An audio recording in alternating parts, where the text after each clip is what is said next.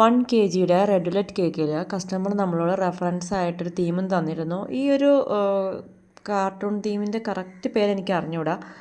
ഈ ഒരു തീം തന്നെ ഞാൻ വേറെയും പല പ്രാവശ്യം ചെയ്തിട്ടുണ്ട്, പല പല മോഡലുകളിൽ ചെയ്തിട്ടുണ്ട് കേട്ടോ. ഫൈനൽ ലുക്ക് ഇങ്ങനെയാണ് വന്നിട്ടുണ്ടായിരുന്നത്.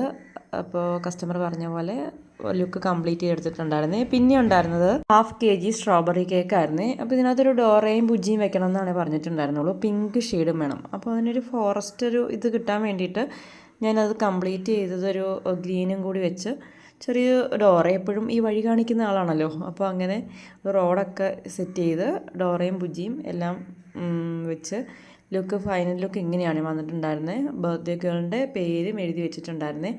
പിന്നെ ഒരു 1 kg വൈറ്റ് ഫോറസ്റ്റ് കേക്കായിരുന്നു. ഇത് ഞാൻ ഇതിന് മുന്നേയും ചെയ്തിട്ടുള്ളൊരു മോഡൽ തന്നെ റെഫറൻസ് ആയിട്ട് തന്നിട്ട് വർക്ക് കംപ്ലീറ്റ് ചെയ്തൊരു കേക്കായിരുന്നു കേട്ടോ.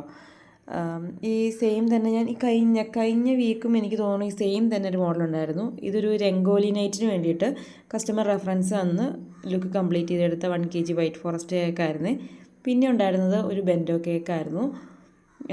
ബെൻഡോ കേക്കും അത് നമുക്ക് തൊടുപുഴ പാർക്കിൻ്റെ അവിടെ കൊണ്ടു കൊടുക്കണമായിരുന്നു കേട്ടോ. അങ്ങനെ അതും കൊണ്ടു കൊടുത്തു.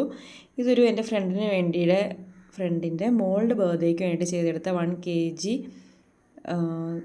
Chocolate truffle കേക്കായിരുന്നു. അപ്പോൾ ഇത് കസ്റ്റമർ ഇച്ചിരി പരത്തി ചെയ്യാൻ പറഞ്ഞ് അങ്ങനെ വർക്ക് കംപ്ലീറ്റ് ചെയ്തെടുത്തൊരു കേക്കായിരുന്നു.